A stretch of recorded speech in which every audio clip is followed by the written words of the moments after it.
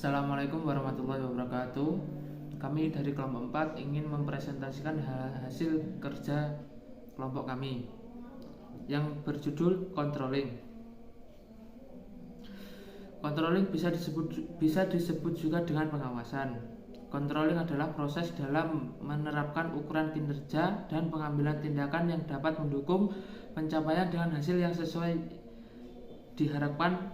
Jadi menurut saya yaitu controlling adalah suatu proses kegiatan pengawasan yang bertujuan untuk mencegah terjadinya hal-hal yang tidak diinginkan atau hal-hal yang tidak sesuai dengan planning yang sudah direncanakan sebelumnya.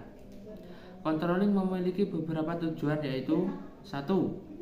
Mencegah terjadinya kesalahan, penyimpangan, dan penyelewengan. 2. Meningkatkan kelancaran operasi organisasi. Yang ketiga, meningkatkan kinerja organisasi. Yang keempat, memberikan opini atas kinerja organisasi.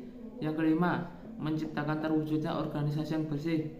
Yang keenam, mengarahkan manajemen untuk melakukan koreksi atas masalah-masalah pencapaian kerja yang ada.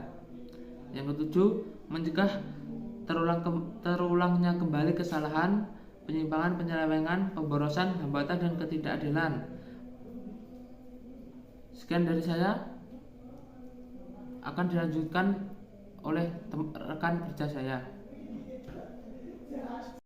Baik, di sini saya akan melanjutkan pembahasan dari teman saya, yaitu mengenai tentang asas-asas controlling. Untuk asas pertama di sini yaitu principle of assurance objective atau asas tercapainya tujuan, di mana asas ini harus ditujukan ke arah tercapainya tujuan, yaitu dengan mengadakan perbaikan untuk menghindari penyimpangan dari perencanaan.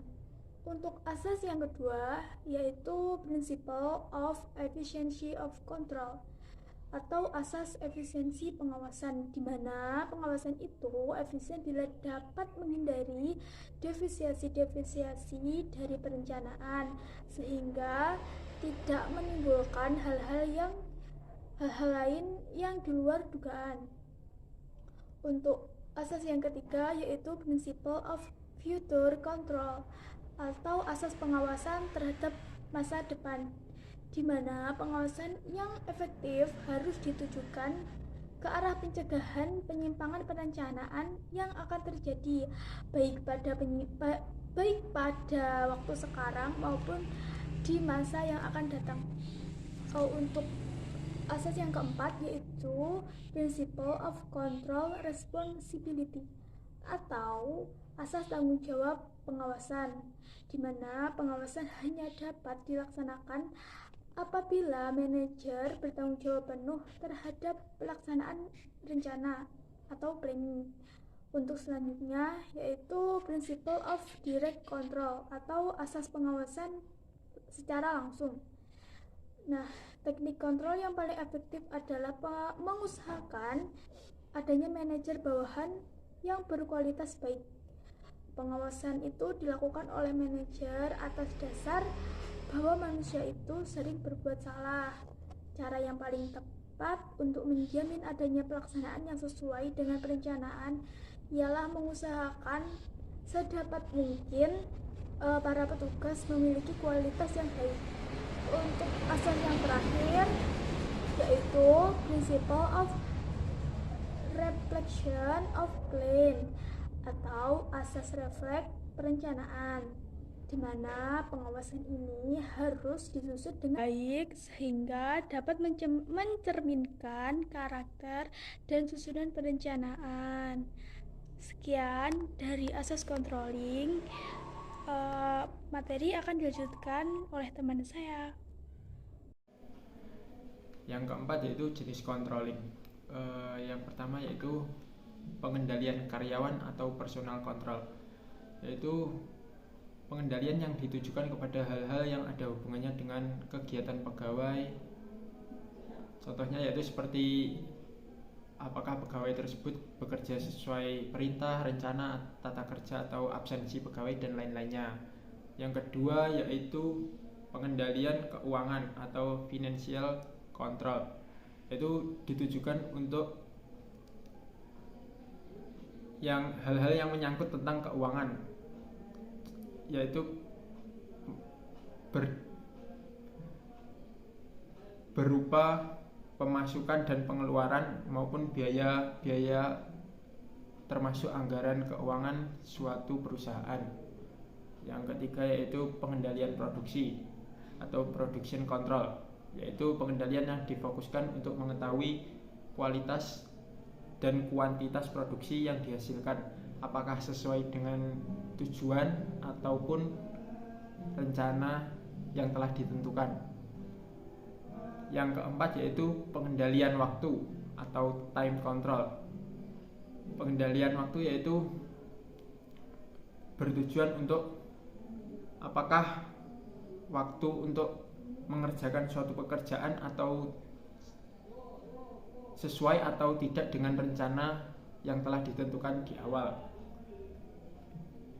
Yang kelima yaitu pengendalian teknis atau technical control, yaitu pengendalian yang ditujukan kepada hal yang bersifat fisik yang berhubungan dengan tindakan dan teknis pelaksanaan suatu rencana. Yang keenam yaitu pengendalian kebijaksanaan atau policy control. Pengendalian ini ditujukan untuk mengetahui dan menilai apakah kebijaksanaan suatu organisasi tersebut telah sesuai dengan garis yang telah direncanakan. Yang ketujuh yaitu pengendalian penjualan atau sales control, yaitu kontrol yang ditujukan untuk mengetahui apakah produksi tersebut yang dihasilkan dan terjual sudah sesuai dengan rencana yang ditentukan. Yang ke-8 yaitu pengendalian inventaris atau inventory control, yaitu pengendalian yang ditujukan untuk mengetahui apakah inventaris perusahaan tersebut masih ada atau sudah hilang.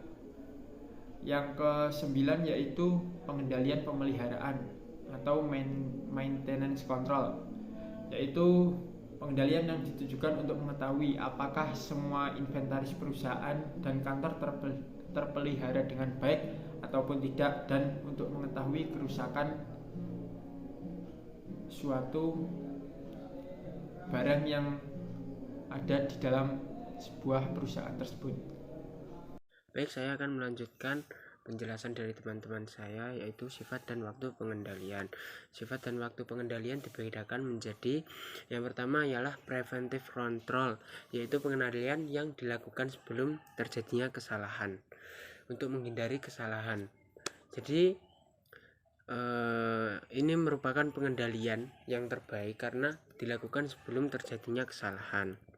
Dan yang kedua ialah reprehensive control, yaitu pengendalian yang dilakukan setelah terjadinya kesalahan-kesalahan dalam pelaksanaan dengan tujuan untuk agar tidak terjadi kesalahan yang sama.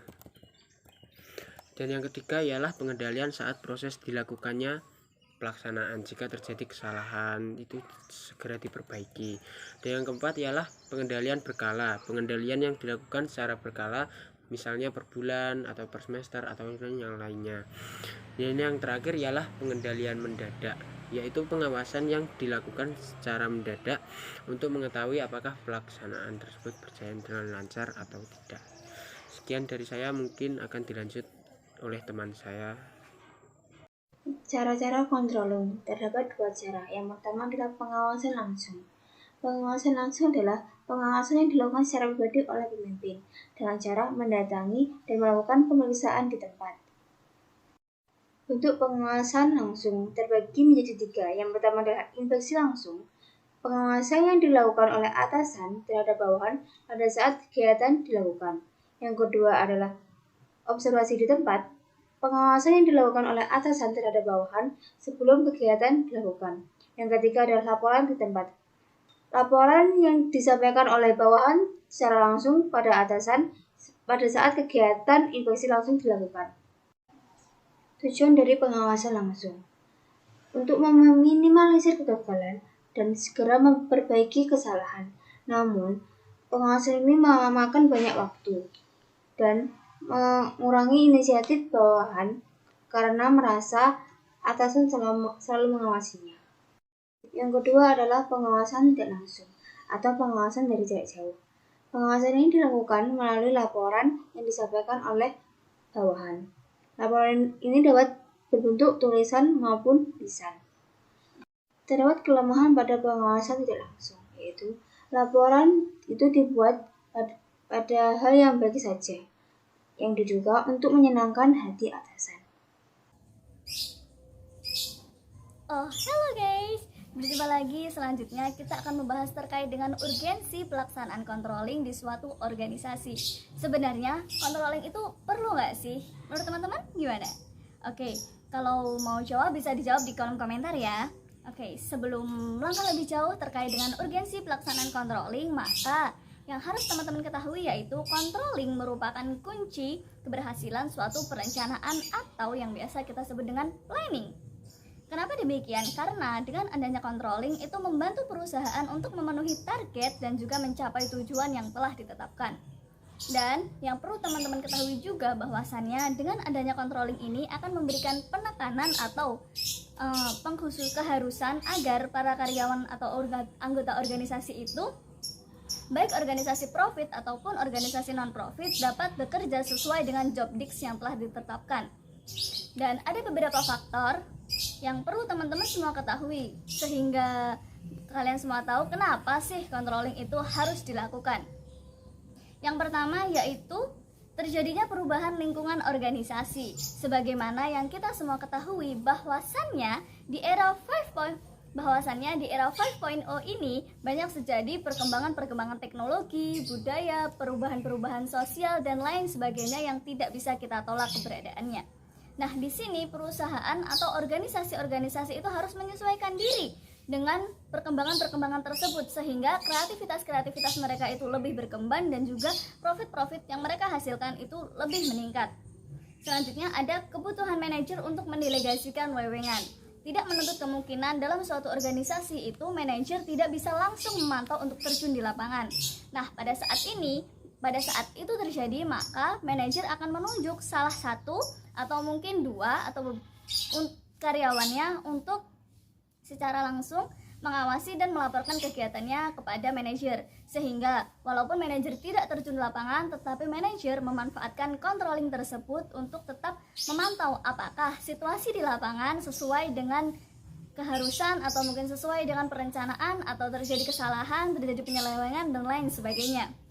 Dan faktor yang ketiga ada menilai informasi dan mengambil tindakan koreksi.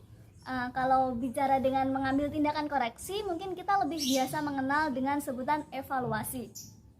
Ketika seorang manajer terjun ke lapangan atau mungkin melakukan suatu proses yang disebut dengan controlling, maka mereka akan menilai, oh begini, oh seharusnya tidak begitu, seharusnya begini. Maka akan dilakukan suatu evaluasi, sehingga akan meminimalisir terjadinya suatu kesalahan-kesalahan. Jadi kesalahan itu dapat diperkecil kemungkinan terjadinya. Nah, untuk itu, menurut teman-teman gimana tadi pendapatnya? Controlling dalam sebuah organisasi itu penting atau nggak penting sih? Atau mungkin 50-50? Setelah kita memahami mengenai pengertian controlling, asas, jenis controlling, dan juga prinsip-prinsip controlling, kali ini saya akan memberikan contoh penerapan controlling pada organisasi. Di sini saya memberikan dua jenis organisasi, yaitu organisasi profit dan juga organisasi non-profit. Untuk organisasi profit sendiri, saya mengambil contoh dari perusahaan Shopee, di mana perusahaan Shopee ini bergerak pada bidang dagang online. Ketika banyak para pengguna Shopee yang login pada aplikasi Shopee ini, perusahaan Shopee mengadakan pengontrolan, di mana pengontrolan ini mencegah adanya down server atau error ketika para pengguna Shopee menggunakan aplikasi ini secara bersamaan. Mengingat perusahaan Shopee ini bukan lagi perusahaan yang bergerak di wilayah lokal saja, namun juga sudah meluas antar negara. Kemudian untuk penerapan yang kedua yaitu organisasi non-profit. Di sini saya mengambil contoh semisal dengan adanya volunteer pada sekelompok mahasiswa di daerah pedalaman, di mana ketika menjalani volunteer, setiap mahasiswa harus membuat sebuah LPJ atau lembar penanggung-jawaban kerja, yang dimana lembar penanggung-jawaban kerja tersebut berisi mengenai target apa saja yang telah dicapai dan juga masalah-masalah apa saja yang ditemui dalam melakukan proses saat sedang kegiatan volunteer. Dari kedua organisasi ini, tahapan yang sudah saya sampaikan bisa dikatakan sebagai tahapan controlling. Mengingat yang pertama, perusahaan Shopee mengontrol servernya agar tidak terjadi down server atau error ketika banyak pengguna Shopee yang login pada aplikasi ini. Dan yang kedua yaitu lembar pertanggungjawaban kerja yang ditulis oleh para mahasiswa yang mengikuti kegiatan volunteer, sebagai di mana lembar kerja ini sebagai gambaran target mereka dan juga masalah-masalah atau kendala yang mereka hadapi. Hal ini mampu disebut dengan tahap controlling.